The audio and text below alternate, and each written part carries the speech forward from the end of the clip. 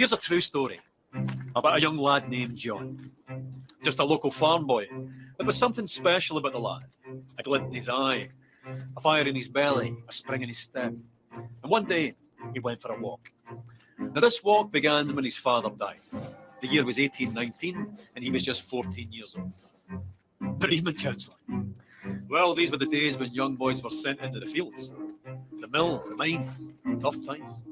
But young John was smart enough to be lucky. His father's farm, where he was born and raised, was sold, and the proceeds used to open a grocer's. Big responsibility for the wee lad. His own shop in Kilmarnock, with his name on the door, John Walker. Or Johnny, as the world now knows him. Back then, all grocers stocked a range of local single malts, but they could be a wee bit inconsistent. For John, that wasn't good enough. He began blending different malts together as a way of offering his customers a consistent, unique product. Now, this backroom art quickly developed into a commercial proposition, and a very profitable one. And because there's nothing like a commercial proposition to stir the Scottish heart, it grew quickly into an industry filled with ambitious entrepreneur distillers. John thrived in this environment, and so too soon with his sons, Robert and Alexander, who joined him on his journey. The Walkers became the biggest name in a rapidly growing industry. They were unstoppable. In one bold bit of 19th century corporate raiding, they bought the famed distillery at Cardew, lock, stock, and ensuring their supply of this silky single malt, and guaranteeing, more importantly, that none of the other big blenders could get their hands on it. But young Alexander wasn't content with being Scotland's biggest blender. Not ambitious enough for him. No. He convinced the ship's captains of Glasgow to act as agents for him, and drove the whisky bearing his father's name across the globe. By 1860, he had developed the square bottle. Now, with a label at an angle of precisely 24 degrees. No big deal, you might think, but you'd be wrong. The square bottle meant less breakages and more bottles per shipment. The diagonal label meant larger type, and together that meant Johnny Walker had unmistakable presence on any shelf in the world. The bottle became an icon, and the rich liquid it contained sought after and consumed across the globe. Quite a character, Alexander Walker. Master of the blender's art, ambitious, uncompromising, Mr. Walker. It was John's grandsons, George and Alexander II's turn to join him on his journey. They led the brand into the 20th century. By 1909, they had developed the iconic red label and black label, and persuaded Tom Brown, the best young illustrator of the day, to sketch a striding man in a napkin during a business lunch. In the stroke of a pen, the Victorian grocer was transformed into an Edwardian dandy. By 1920, Johnny's walk had taken him through 120 countries, and he continued walking through the brand's advertising over the next 50 years, into the fabric of global culture, deep into the dark hearts of several wars, to the pleasure palaces of the aristocracy, immortalised by screen legends, celebrated by filmmakers, singers, songwriters, novelists, shoulder to shoulder with the great sportsmen of the age, winning countless international awards for quality, and even being awarded the Royal Warrant by King George V. No going back after that. Not that going back would even have occurred to Johnny or any of his family. By the end of the 20th century, the familiar red label and black label were joined by the green label, the gold label, and the grandest of them all, Johnny Walker Blue Label. By the beginning of the 21st century, Johnny Walker wasn't just the world's biggest whiskey brand, but an international symbol of progress. The brand's keep walking mantra, adopted by pro-democracy protesters and parliamentary speechwriters. What would the farm-born Victorian grocer have thought of all of this? He'd have loved it. A Victorian farm-born grocer he might have been, but he and the family that followed him were possessed by a fiery ambition with the skill and intelligence to match. 200 years later, and Johnny Walker's still walking, and he's not showing any signs of stopping.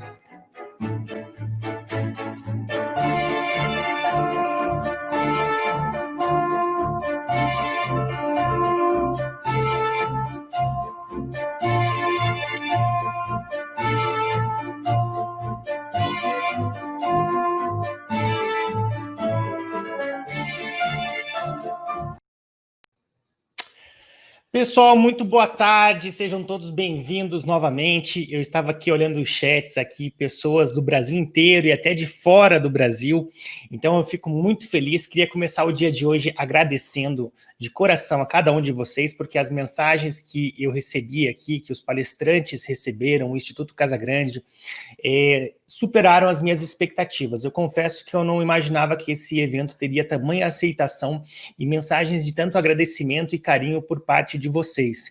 Então, eu queria aqui, de verdade, agradecer a cada um de vocês que estão participando aí. Espero que o dia de hoje seja tão inesquecível quanto o de ontem também, que com essas pessoas, né, com esses palestrantes que a gente conseguiu reunir aqui, é certeza de um conteúdo muito rico, mas a integração de vocês, a dinâmica do evento, tudo assim contribuiu para que a gente tivesse uma experiência muito agradável ontem.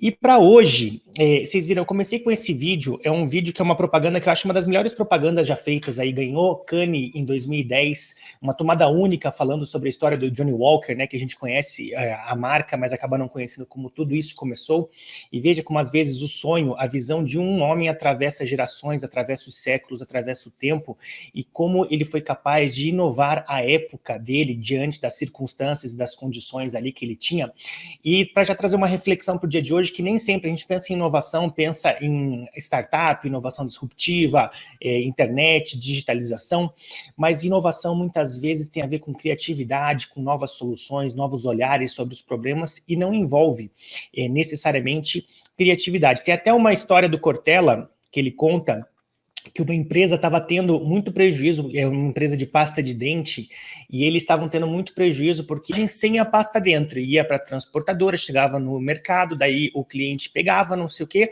e daí dava todo esse problema. E eles estavam buscando estudar uma solução para que houvesse um processo mais preciso, assim, que não ocorresse esse erro nas máquinas ali no processo industrial, para as pastas de dente saírem sempre, as embalagens saíssem sempre com o tubo da pasta de dente. Então eles contrataram uma consultoria caríssima, ficaram meses estudando ali, engenheiros, especialistas, e desenvolveram um sistema de peso, assim, de uma balança ultra precisa, que quando a pasta de dente passava, a embalagem passava sobre essa balança precisa, acusava ali que não havia o peso suficiente, portanto ela estava vazia, então um próprio mecanismo parava todo o processo, eles retiravam essa pasta para que ela não fosse despachada, e daí a máquina acionava novamente. Então havia esse sistema de balança de precisão caríssimo e ultra complexo. E daí eles foram analisar, passado realmente deu resultado, daí não saíram mais pastas de embalagens vazias após essa solução. E daí, passado um mês, o CEO da empresa foi lá averiguar, assim, como é que estava funcionando, né? Tinha sido um investimento caro, e quando ele chegou lá, o sistema estava desligado, não estava funcionando, não estava sendo em prática. E daí ele perguntou para o operário, o que aconteceu que esse sistema não está funcionando? Por que vocês desligaram? E como é que mesmo assim o problema foi resolvido? Daí o operário, de uma maneira muito sábia, mas muito simples, falou, senhor, aquele sistema era muito complicado, você tinha que parar toda a produção, dava erro, fazia isso, fazia aquilo, era muito demorado. Então o pessoal, a gente fez uma vaquinha aqui entre nós, compramos um ventilador e colocamos na frente da esteira. Então todo tubo que passava, toda a embalagem que passava vazia, o próprio ventilador expulsava da esteira do processo, e aqueles que tinham a pasta de dente dentro, o ventilador não conseguia empurrar, então ficou funcionando certinho. Qual que é a moral da história, pessoal? Com um simples ventilador ali, eles tiveram o mesmo resultado do que toda uma consultoria caríssima internacional, com engenheiros, especialistas, sistemas automatizados, sendo que a solução era muito mais simples do que parecia ser, e o mais importante, que o que importa realmente é o resultado final. Então, se realmente com um ventilador eles conseguiram resolver o problema de uma maneira muito mais inteligente, barata, rápida e simples, isso que importa. Então fica a lição sobre essa reflexão inicial sobre inovação. Falando agora, pessoal, sobre um balanço sobre ontem, eu queria que vocês mandassem aqui no chat. Eu peço perdão que às vezes eu não consigo ler, porque eu estou aqui com a minha atenção dedicada à pessoa, ao palestrante, à entrevista, então nem sempre eu consigo ficar de olho no chat, mas eu queria que vocês mandassem aqui agora o que vocês mais gostaram, o que mais chamou a atenção de vocês ontem, qual mensagem, reflexão, lição vocês tiraram de ontem, tá? Aqui, ontem, a gente teve para iniciar o Eduardo Ferraz, que falou sobre negociação, né? E sobre negociação, um tema bem útil, e a gente pôde perceber que às vezes a gente tem essa negociação como algo que seja mais voltado à área de vendas, de compras, uma coisa muito profissional. E o Eduardo Ferraz, ontem, com o seu estilo direto, impactante, nos fez ver ali que negociação realmente é algo que está 24 horas por dia na frente de todos nós, e todos nós acabamos nos envolvendo com negociação. Seja um pai com o filho, o pai com a esposa, o marido com a esposa, a chefe, cliente, a hora que você tem que vender uma ideia. Então, sempre a gente está negociando. E a negociação, portanto, é uma habilidade essencial. E foi legal que ontem a gente pôde ver que existem técnicas, existem formas de você negociar com um método para que você tenha melhores negociações, porque uma negociação mal feita pode custar muito caro, e com certeza vocês já passaram por alguma situação assim na vida, seja na hora de comprar algo mais caro, seja na hora de negociar um salário, seja na hora de tentar vender um projeto, vender uma ideia. Então, fica legal que ontem a gente teve essas reflexões. Aí, depois do Eduardo Ferraz, nós tivemos a Thaís Targa, né? Aquela simpatia, aquele estilo dela, aquele cabelo marcante lá, que é a marca dela, e todo aquele conteúdo muito interessante também sobre como as empresas estão enxergando essas mudanças, o que elas buscam nos profissionais no dia de hoje, esse choque de gerações entre os milênios e aqueles mais experientes, os pontos fortes dessa nova geração que domina muito a tecnologia, tem uma capacidade de aprendizagem altíssima, são autodidatas, falam inglês, estudaram mais, foram mais bem preparados, tem várias vantagens, e por outro lado também tem vários pontos fracos, pontos de melhoria, digamos assim, baixa resiliência, a gente usou até um termo, né? Às vezes são um pouco mimados, querem tudo rápido, são exigentes, querem isso, querem aquilo, não tem inteligência emocional, tem dificuldades em respeitar hierarquia, respeitar processos. Então, e como ela falou, não é culpa dessa geração, porque quem formou essa geração foi a geração anterior. Então, não existe uma geração melhor que a outra, eu diria. Existem pontos fortes e pontos fracos em todas. Por exemplo, o Johnny Walker aí, que iniciou tudo isso, veja como que era a vida naquela época, como que os jovens já estavam muito precocemente já inseridos em batalhas duríssimas, assim, tinham que saber lidar com uma realidade muito mais dura, e hoje o conforto da modernidade acabou tornando as pessoas mais fragilizadas, assim, mais sensíveis, e a gente está junto ali, evoluindo, buscando achar um ponto de equilíbrio entre tudo isso. Depois nós tivemos também a sabedoria, né, inigualável do professor José Pio Martins, reitor da Universidade Positivo, aqui em Curitiba, da onde eu falo, do Grupo Positivo também, e agora você vê que o Pio, como eu falei, ele é uma pessoa, além de ser intelectualmente, assim, fora da curva, ele também é uma pessoa muito bem, muito correta, é uma pessoa que tem, assim, ele é membro da Academia Paranaense de Letras, tem um português, assim, impecável, a gente até fica intimidado em falar com ele, porque realmente o nível de cultura dele é muito grande e sobre diversos assuntos, e ele falou sobre, realmente, do ponto de vista da economia, o que a gente está, esse momento que a gente está vivendo, uma crise no capitalismo, uma crise, assim, de momentos de transição, de como é que a gente pode arrefecer um pouco os ânimos, né, tirar um pouco todo esse ambiente tóxico que muitas vezes foi colocado, para que a gente construa um ambiente mais harmônico, amistoso, construtivo, para a gente poder evoluir junto, e questões sobre a retomada agora do Brasil, da economia, do mundo, após pandemia, como é que o estrago que isso fez, né, no mundo inteiro, e como é que a gente pode acelerar essa retomada para que os danos sejam minimizados, os danos de todas as naturezas, né?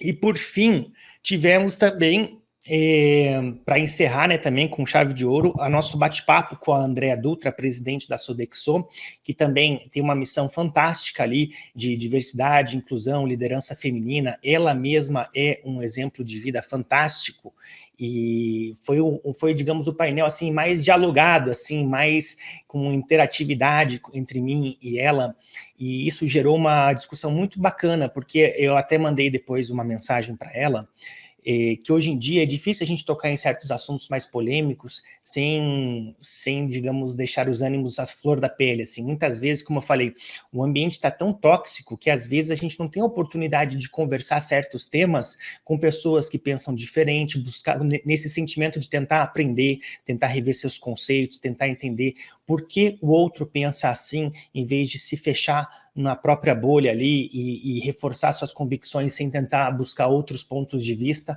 Então, eu acho que foi um exemplo de diálogo saudável, que a gente poderia aprender assim também mais a tentar resolver as nossas diferenças de opinião. Até, essa é uma bandeira que eu levanto também, sobre por que será que está tudo tão polarizado, tão difícil de falar, tanto um sentimento de raiva, assim, um sentimento, às vezes, entre a família, pais e filhos brigando, empresa, amigos de décadas por diferenças de pensamento, pessoas que nunca tiveram problema, de repente, com o advento aí da popularização das mídias sociais, todo mundo se politizou muito, todo mundo tem opinião para tudo, e às vezes a gente ainda parece um adolescente imaturo, assim, a gente tem uma imaturidade emocional para saber conviver com as diferenças de opinião.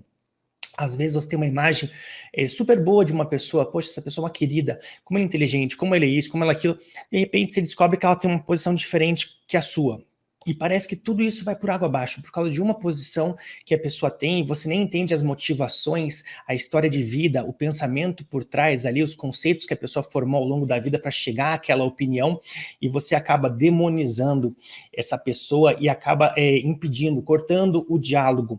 Então, que fica essa reflexão mesmo, que seja importante que a gente se informe, que a gente tenha mais cidadania, que a gente possa realmente aprofundar o nosso conhecimento nas instituições, em várias coisas, em vários temas, formar nossas opiniões, ter as nossas convicções, mas que nós possamos também aprender a ouvir o outro lado, sem tacar pedra, sem ter esse clima de hostilidade, esse clima bélico aí, porque eu acho que a gente cresce junto através do diálogo construtivo. Aristóteles já dizia, a dialética, a gente evolui através do confronto de ideias opostas, mas esse confronto, ele gera um efeito colateral, e esse efeito colateral tem sido muito grande, como eu falei, assim, nas relações, por uma série de coisas. Então, que nós possamos também, através dessas reflexões, desses eventos, amadurecer e a gente possa ter um diálogo saudável aí para a gente aprender e que todo mundo quer o mesmo objetivo, né? Que é melhorar o Brasil, é melhorar a nossa vida, o trabalho, as pessoas, enfim, ajudar os mais fracos, os mais pobres, os discriminados. A diferença está no método, e isso a gente pode acertar, mas focar que nós temos um objetivo em comum.